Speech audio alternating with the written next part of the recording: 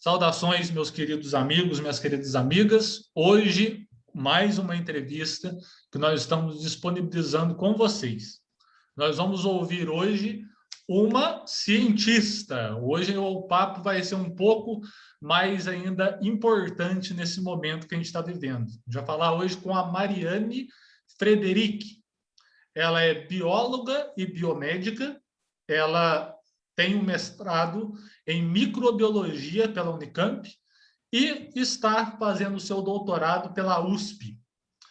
Além disso, ela também é professora, atuante na rede estadual de ensino, e trabalhou na Organização Pan-Americana de Saúde. Então, a gente vai ouvir hoje uma pessoa realmente que tem conhecimento sobre o momento que a gente tem atravessado, que é um momento muito delicado, né, Mariane? Dê suas boas-vindas e fique à vontade para as suas primeiras palavras.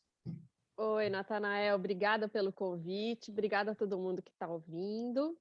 É um prazer poder falar com vocês e esclarecer alguns pontos que são bem controversos, né? Que apesar da gente já estar há mais de um ano nessa pandemia, tem muita coisa que a gente ainda não conhece, o próprio vírus, até o seu comportamento, e como vão ser feitas, como já são feitas e quais são as vantagens e desvantagens de cada tratamento, né? Exato. E essa questão do vírus, né, Mariane, a gente tem ali uma certa... Na verdade, a gente não tem uma concepção geral na questão das ciências que fala que o vírus não dá para saber se ele é um ser vivo ou não. Mas o vírus ele causa muito problema. O vírus, Mariane, ele é o causador principal de pandemias ou há outros micro-organismos que também podem causar epidemias, pandemias? Sim, tem vários outros micro-organismos, bactérias também, por exemplo, a bactéria da tuberculose, né, que já a gente tem ela controlada através de vacinas, inclusive, e outros vírus, né, por exemplo, o vírus da AIDS, né, o HIV, que pela transmissão dele ser diferente, ele é menos contagioso do que o vírus, né, tanto da gripe quanto o coronavírus, que como eles são transmitidos pelo ar e pelo contato, então a facilidade deles virarem uma pandemia é muito grande e muito rápida. Exato. Então, por isso a ciência teve que correr atrás de conseguir fazer essa vacina o quanto antes, porque não existe remédio, existe só vacina. Então, as pessoas têm que entender que vacina não é um tratamento, a vacina é uma prevenção. Muito bem. E a gente tem também a questão, né, global. A gente vive hoje no mundo globalizado, né? Então, Uhum. assim, essa questão de surtos que transcendem a questão de uma mera epidemia, elas se mantêm num patamar assim um pouco assombroso, né? Porque dá a impressão que a gente vai viver outros momentos assim, né? A gente teve H1N1 em 2009, tô certo? E Sim. agora, com 12 anos, né, a última grande epidemia, a gripe... Como é que é? Esqueci a palavra. Que a gente teve. Aviária? Não, a que a gente teve de gripe espanhola. Gripe espanhola, Ah, né? sim, aquela bem Lá antiga. atrás, há mais de 100 anos. Então, em um intervalo de 12 anos, a gente já tem um outro surto muito grande, né, de viral. Sim. A gente tem ali umas outras perguntinhas que vamos tentar fazer elas para que as pessoas, né, a gente consiga também ter um andamento aqui que vai auxiliar para a gente. Olha, a gente ainda, como você mesmo já falou, a gente tem as diferenças entre tratamentos e prevenções da questão de micro-organismos. Só que antes da gente falar sobre esse tratamento, essa diferença, como você puxou esse gancho da questão do Covid, né, do vírus, né, do coronavírus, eu acho interessante a gente, então, tentar aprofundar um pouquinho sobre isso. O Covid, como que ele age no nosso corpo, né? Ele entra, como que ele entra e por que que ele ataca de forma assim mais global, né? Com mais número de pessoas, o sistema respiratório. Como é que funciona isso? Então, vamos lá.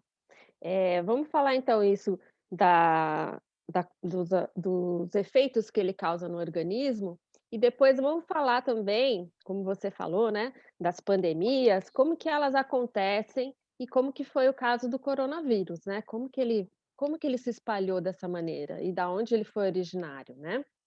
Mas vamos falar então primeiro então dos sintomas e como que o vírus funciona, né. O vírus, como você falou no começo, ele não tem a capacidade de se reproduzir, ele precisa entrar dentro de uma célula e daí colocar o seu material genético dentro do material genético da célula e, entre aspas, escravizar a célula para que ela trabalhe para ele.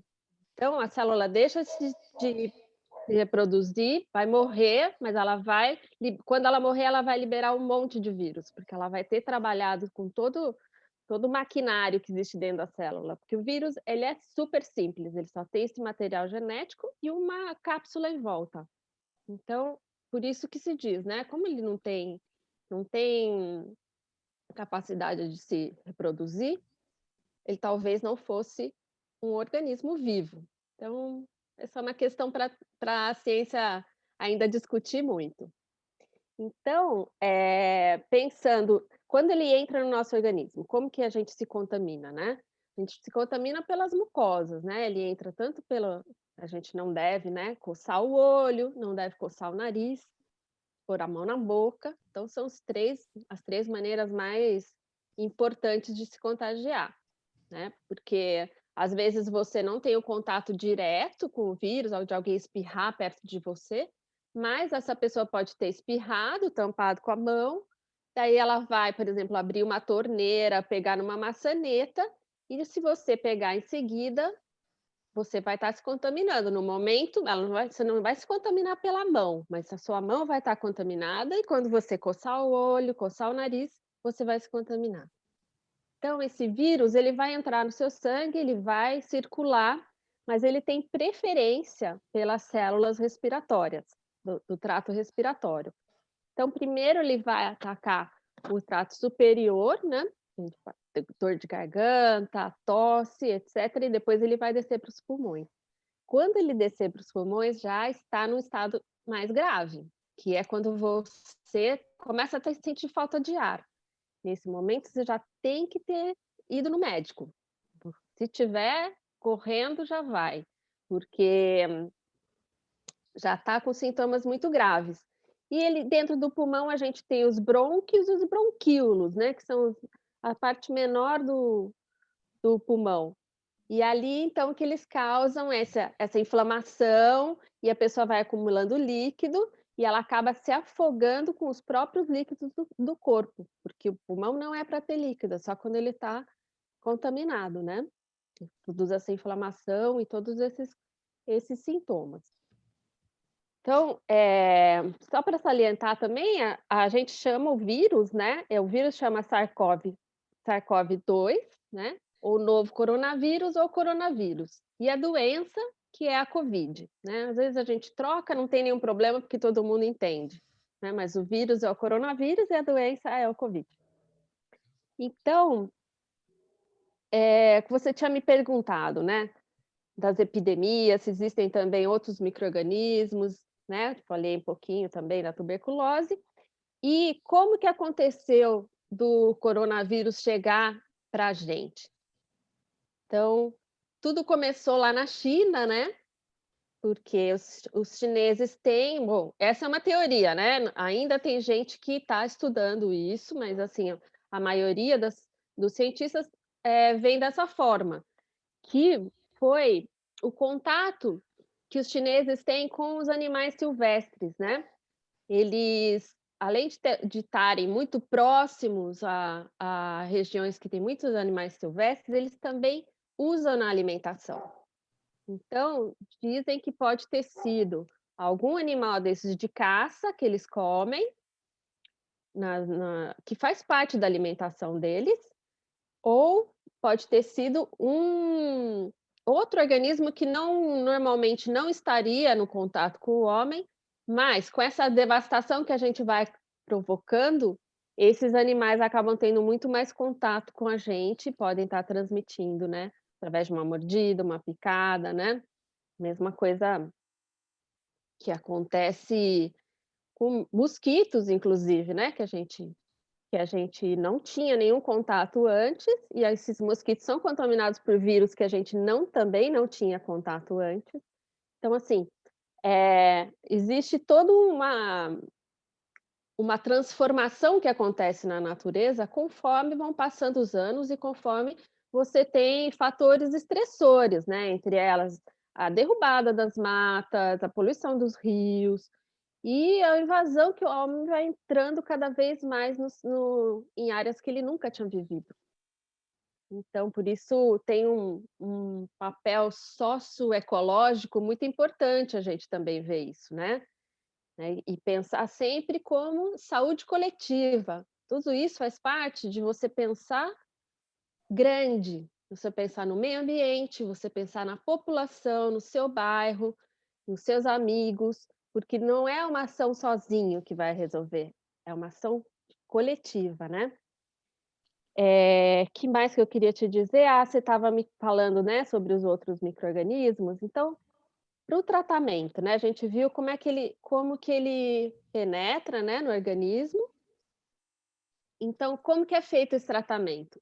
Não existe tratamento para vírus. Em alguns pequenos casos, sim, por exemplo, o tratamento de herpes, na pele, né, existe o aciclovir, para algum dentro do coquetel para as pessoas contaminadas com HIV, também existem alguns medicamentos que fazem o tratamento, mas não existe cura, né. E, a maioria dos vírus não respondem a nenhum tratamento químico, nenhuma substância química.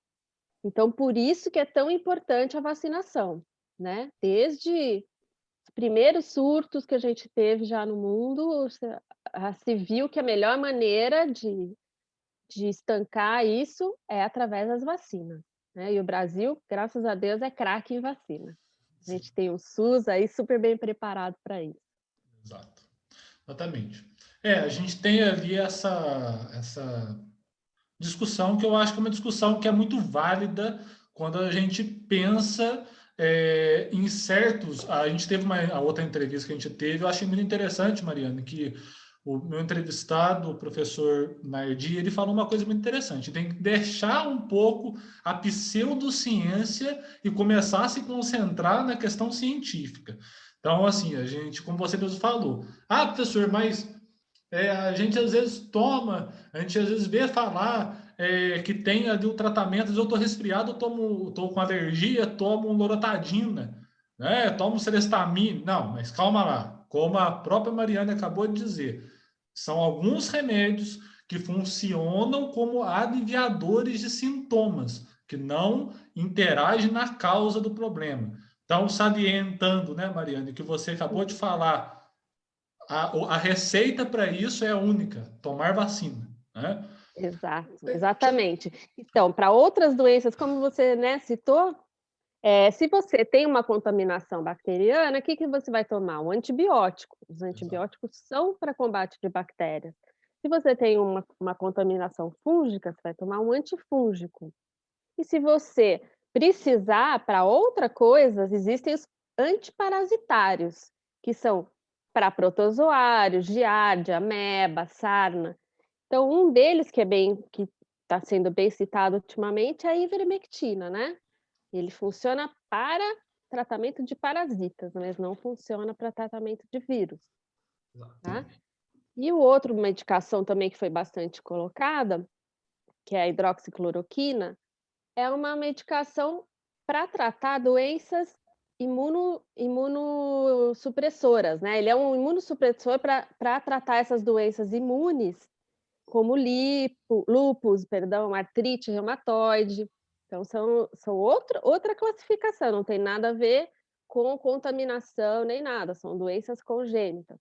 Então, é muito importante a gente ficar alerta a soluções mágicas, elas não existem, tá? Então, se alguém vier para você e falar assim, tal coisa tem 100% de certeza que vai funcionar, você já desconfia. Uhum. Então, muito cuidado com os comunicados que você recebe e principalmente os que você repassa.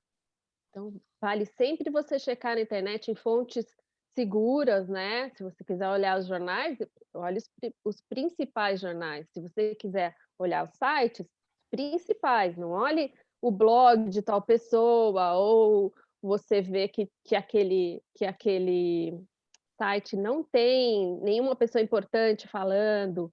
Então, para a gente não cair nos achismos e nas fake news, né? Exato. A gente é muito interessante que tá, para tudo tem remédio, né? Todo mundo acha que achou a cura para algumas coisas e a gente tem que confiar mais na ciência. Você falou um ponto que eu achei interessante, o Mariane, que eu quero que você fale um pouquinho para a gente agora sobre Uhum. ele. Ah, não existe nenhum medicamento. Duvide quando houver alguém que te fale que alguma coisa é 100% eficaz. E as vacinas?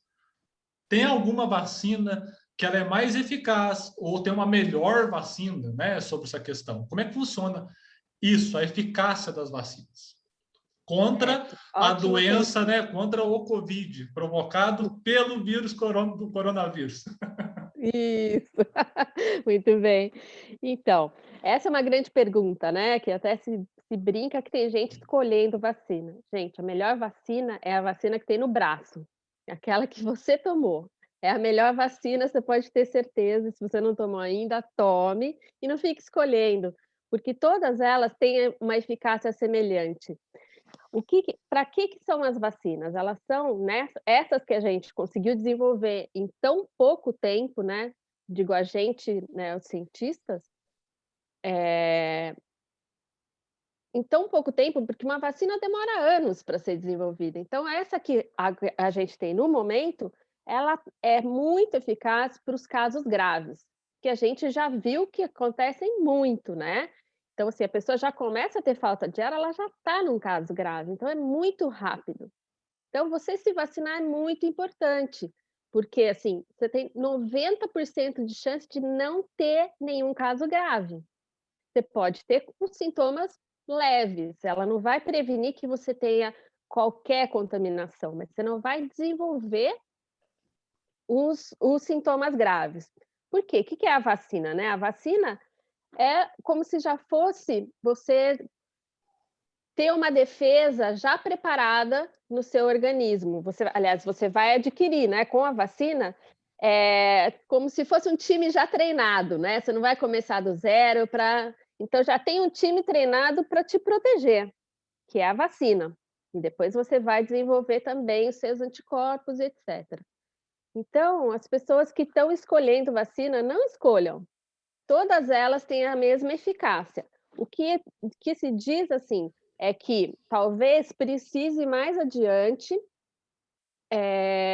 um reforço nas vacinas. Como a gente faz o reforço da vacina da gripe todos os anos, e inclusive não é a mesma vacina, porque eles coletam o vírus que está circulando, porque o vírus é muito mutante, né? A gente já vai falar disso, né, nas variantes, mas, eh, a vacina ela é feita como? Você pega os vírus mais, eh, frequentes na população e faz a vacina a partir desses mais frequentes, que não vão ser os mesmos do ano que vem e que não vão ser os mesmos dali a 3 anos. Exato, exato. É muito interessante. Já puxou o gancho, eu vou fazer essa pergunta agora, já um pouco mais, né, encaminhada ali, para que todo mundo também consiga entender onde nós estamos querendo chegar. Porque a gente. Você falou uma coisa que eu achei muito interessante. Eu não me lembro se foi agora, na hora que a gente estava gravando, ou se foi na nossa primeira conversa. É que a gente está vivendo esse momento de pandemia já tem mais de um ano, né? Uhum, Então, quando começou a pandemia, foi um alarde total, né? A gente teve fechamentos de tudo e funcionava unicamente os comércios essenciais. A gente tem acompanhado, não só no Brasil, né, mas outros países que têm a vacinação um pouco mais acelerada. Vamos concentrar no Brasil aqui, para a gente poder entender. uhum, uhum. Quando parou tudo, foi porque surgiu o vírus. Agora nós estamos chegando à marca de 600 mil mortos. Não, já até perdi a conta de quantos contaminados há no Brasil. E a gente tem acompanhado que está tendo uma flexibilização. Ou seja, há estabelecimentos que não são essenciais, que estão funcionando e as pessoas procuram esses estabelecimentos. E também agora entra uma discussão sobre a questão do retorno presencial ou híbrido, ou seja, qualquer que seja ele, para dar a volta às aulas. Com essa questão de variantes, seria o melhor momento fazer esse retorno, Mariana? O que você fala para a gente, o que você acha sobre isso? Então, pensando no que a gente está vivendo agora, né? A gente já entendeu como que é a contaminação, como que a gente se contamina. E pensando que na velocidade em que a nossa população está sendo vacinada, você sabe, né, olhando os dados, que a gente não chegou nem a 20% da população vacinada, com as 2 doses ou com aquela que é de dose única. 20% da população é muito pouco. E enquanto isso, o que acontece? Os vírus vão se reproduzindo e vão ficando aqueles que são mais fortes, né? Os vírus que são mais fraquinhos, eles vão se perdendo e vão ficando mais frequentes os mais fortes. E isso é um super perigo, né? Ou seja, nossa campanha de vacinação tinha que ser mais rápida. E enquanto isso, a gente tem que continuar com os mesmos protocolos de prevenção, tá? Então, a variante Delta, ela não foi produzida aqui, acho que ela veio da Índia. Mas já chegou aqui, já está tendo contaminação entre as pessoas que moram aqui, porque antes era sempre gente que foi viajar, voltou.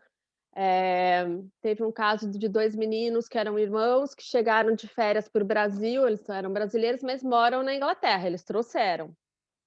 A Inglaterra, inclusive, se fechou de novo, porque viu que os casos estão aumentando.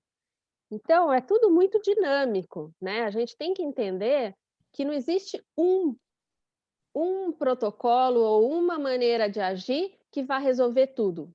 Não, depende do grau de contaminação e do grau de contágio, na verdade, né, que está acontecendo.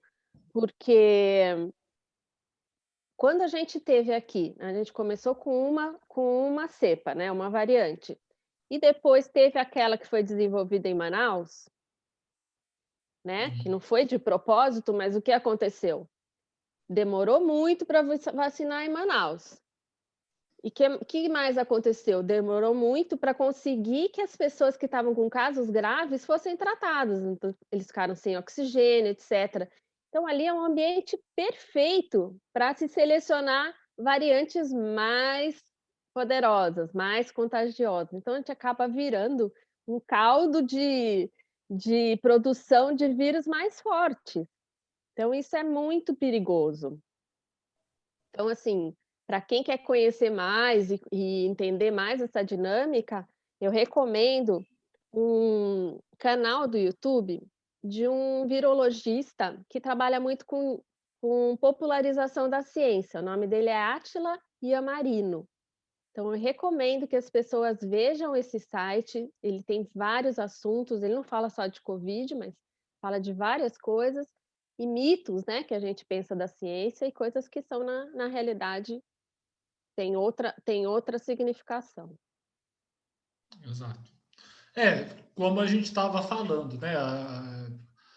Sobre essa questão, esses protocolos, como você mesmo disse, eles são de extrema importância da gente estar sempre tentando deixar claro, né? Uhum. Porque assim, a gente quer voltar à vida normal, mas para a gente voltar à vida normal, a gente tem que ser um pouco rígido em alguns momentos, né?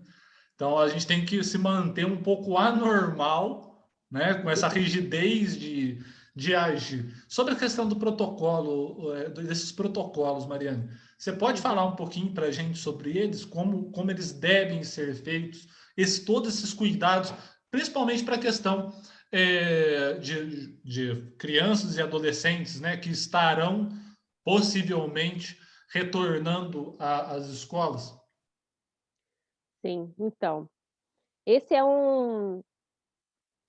um ponto muito importante que a gente sempre tem que pensar é relativizando qual que é o momento que está na sua cidade, né, no seu entorno, e o momento, a realidade da sua escola, do lugar onde você frequenta. Então, por exemplo, se você tem um trabalho, né, um jovem tem jovem aprendiz, por exemplo, ele, além de estudar, ele trabalha e ambos ambientes e também o transporte é muito perigoso.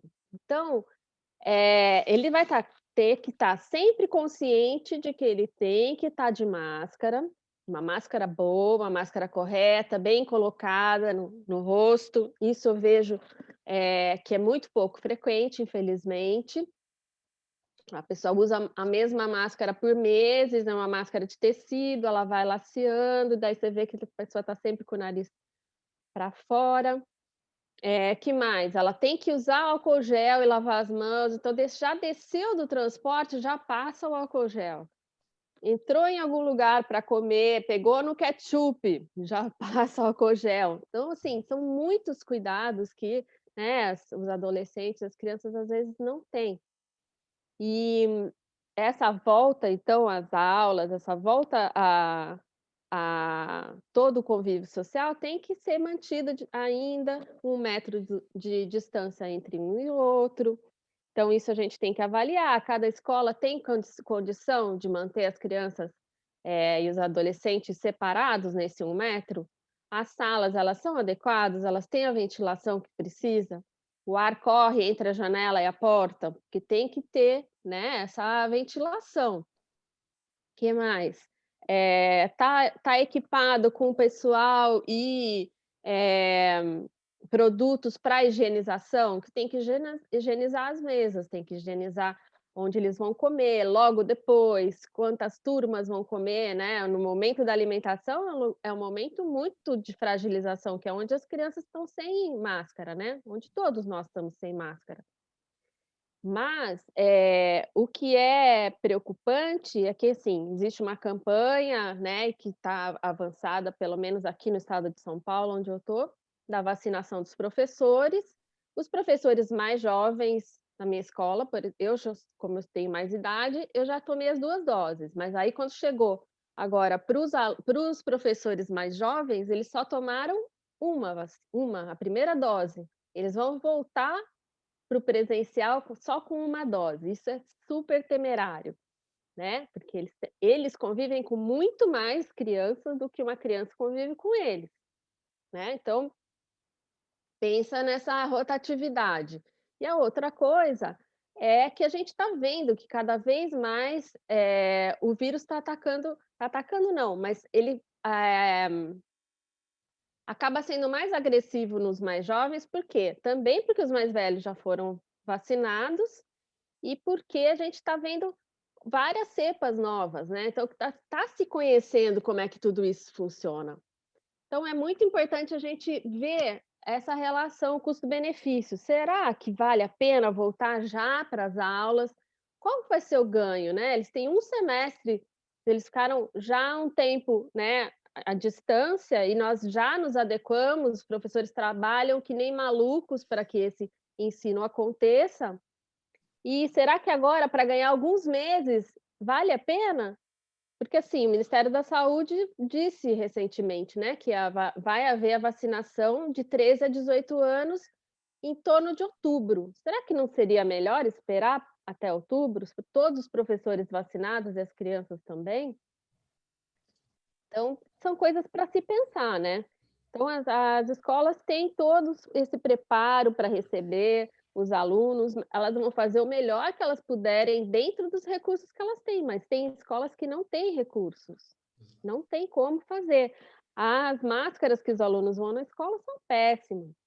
Então, assim, por exemplo, na sala de informática, que a gente fica muito próximo do aluno, né, que eles tinham atividades para fazer no computador, os professores foram todos indicados, além da máscara, usar o face shield. Mas são todas as escolas que têm face shield, será? Né? Então, são várias coisas para a gente pensar. Essa questão do você aquilo que a gente sempre fala, você falou da questão do diálogo, eu acho que é muito interessante porque a gente começa quando começa a dialogar com uma pessoa do seu gabarito, Mariane, a gente já começa a pensar em outros pontos que eles é um pouco esquecido, sabe? Então assim, é uma reflexão que deve ser feita realmente por todos, né? A gente fala por todos, é desde a família até também os órgãos públicos. Então, é desde a microfísica das relações sociais até o macro. Né? E assim, a gente busca fazer o nosso trabalho, que é estar te trazendo aqui nesse momento, né? Que é estar proporcionando à população e tomara que cheguem pessoas que precisem ouvir a reflexão e às vezes até um pouco de paciência. Eu acho muito interessante isso, aquilo que eu sempre bati na tecla, Mariana, é que a gente vive hoje há mais de um ano de uma pandemia. O que a gente aprendeu com essa pandemia? Né? Se quando tudo estava dentro da normalidade, estava tudo congelado. Agora que está tudo para o lado dos avessos, a gente quer voltar à normalidade, é meio, sabe, é meio um pouco dicotômico para mim. Eu não consigo entender muito bem, não. Né? Mas a gente faz aquilo que a gente pode fazer nas condições que a gente, né, está apto a realizar, não é verdade? Mariane, última pergunta desse papo que eu gostei muito de ter com você aqui, mas a gente também tem que dar uma parada, né? Que senão a gente não consegue ficar também horas e horas aqui, senão o pessoal também às vezes até para de, né, ver, nossa, mas o vídeo tem 30 minutos, uma hora, eu não vou dar conta de ver. Então, para a gente enxugar um pouco, a Tá. minha última pergunta para você, que é uma pergunta que eu quero fazer a todos e todas que participar comigo dessa conversa. Quais são as lições para a Mariane, professora, sim, né, cientista, sim, mas a Mariane, o que a Mariane aprendeu com a pandemia? O que nós aprendemos com a pandemia? Olha, eu acho que a gente aprendeu a ver com mais carinho as pessoas próximas a gente, com mais carinho quem vive em situação de vulnerabilidade. Os nossos estudantes, muitos deles têm condições realmente muito precárias. Eu fiquei pensando agora no inverno, né, que agora eu, por exemplo, já cocei o nariz 3 vezes, né, ou mais, porque eu tenho rinite, e a gente fica, né, com a mão no nariz. As crianças também, né, a máscara propicia isso de formar um vaporzinho. Então, eu estou muito preocupada com essa volta às aulas. O que eu aprendi é basicamente isso, pensar que tudo é passageiro. Por mais que a gente queira já voltar a ter uma vida social como a gente tinha e etcétera, a gente está chegando num ponto que vai melhorar, mas não melhorou ainda, nós temos 1000 mortes por dia. Então, não é pouco. A gente tem que perseverar um pouco mais, a gente já foi até agora, vai agora estragar tudo? Então, são muitas pessoas, é muita gente, e muita gente jovem. Agora a gente ouve sempre relatos de pessoas entre 18 e 20 anos. Então, vamos ter um pouco mais de paciência, respirar fundo e continuar se cuidando. Exato. Né? Esse dado que você acabou de falar é interessante, né? Essa média, porque é como se em 2 dias morresse a população do meu distrito. Entendeu? Então, é como se a cada 2 dias Santa Bárbara fosse extinta.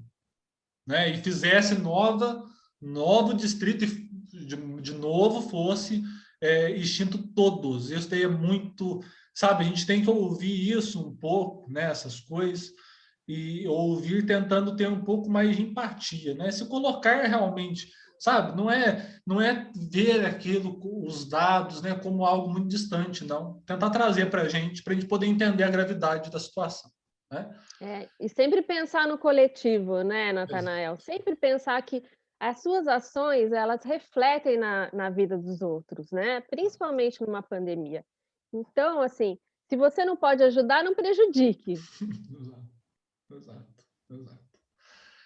Muito bem. Pessoal, então, hoje a gente teve essa honra, esse prazer imenso de falar com a Mariane Frederic. A Mariane, como eu falei, ela tem um gabarito excelente para poder falar sobre esse tema com a gente. Além de bióloga, biomédica, ela é mestre em microbiologia pela Unicamp, uma das melhores universidades do nosso país, até, quiçá, né, Mariana, até do mundo, porque é uma universidade que tem renome, e é doutoranda pela USP, vai virar doutora, aí a gente vai poder chamar você de doutora sempre. Pois é. Tá bom? Mariana, foi um prazer falar com você, tá? Espero que essa conversa nossa tenha... a gente plantou uma sementinha, espero que essa semente gere frutos. Tem alguma coisa para poder falar, para se despedir? Fica à vontade. Não, eu gostaria de agradecer pela oportunidade, principalmente a gente que estudou, né, no sistema público, que a gente está investindo nos nossos estudantes também do ensino público, poder responder e poder devolver alguma contribuição para a sociedade, né? Eu sempre penso isso, que nós que estudamos em Unicamp, USP, não podemos ficar dentro de uma redoma, né? Temos que ir para falar com todo mundo e, graças a Deus, tem gente que quer ouvir. Isso mesmo. A ideia é exatamente essa, tentar democratizar o saber, né? O saber não pode ficar só fechado nas... Hoje em dia não poderia ficar nem fechado em escolas, né? Mas não pode ficar só nesse diálogo com... A gente tem que chegar na sociedade também, que é o que importa. A gente estuda para isso, né? Então, muito obrigado a todos, muito obrigado mais uma vez, Mariane, e acompanhem essa entrevista, reflitam com ela, que vai ser de grande valia. Um abraço para todo mundo, fiquem com Deus. Tchau, gente.